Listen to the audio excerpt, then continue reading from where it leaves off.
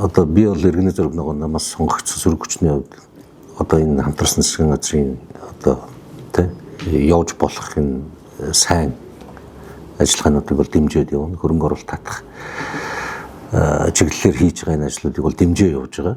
Тэгэхээр яг үүнтэй холбоотой бас одоо гэрээ байгуулсан хөрөнгө оруулагчид руу одоо энэ тэмцэгчд маань бас хамаагүй очиж ингэж дайраад байгаа нь бас их одоо хуулийн хүрээнд ч тэр ёс суртахууны хувьд ч гэсэн ер нь боломгүй харагдаад байгаа. Энийг бид нар өнөөдөр зүгээр Монголдо хараад байгаа юм биш, дэлхий хараад байгаа.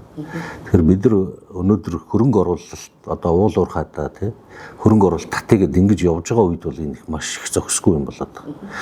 Зүгээр хууль хүчний байгууллагын энийг цаашдаа шалгаад дахиад ямархуу хэлбэрээр энэ хөрөнгө оруулагч нарыг бас хамгаалах юм тий хууль хүчний хувьд хамгаалах юм уу яаж явах юм гэдгээ бас нэг шийдэх хэрэгтэй болж байна л гэж харагдаад байна. Ерөөсө байнгын төсөл хэрэгжих хугацаанд ерөөсөө нэг нь болно, нэг нь болохгүй гэсэн хоёр байр суурьтай ерөөсө нэгддэггүй юм нэг хоёр юм. Хоёр тал ерөөсө хоорондоо байнгын юм одоо зөрчилтөд явах ажил болж байгаа.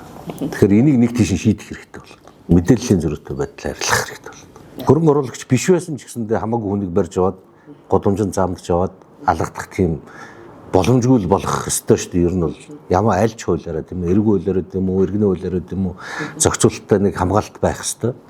Тэгээд тэр бол бас ер нь бол чанга байх ёстой. Хүний бие талдна гэдэг бол байж болохгүй асуудал шүү дээ.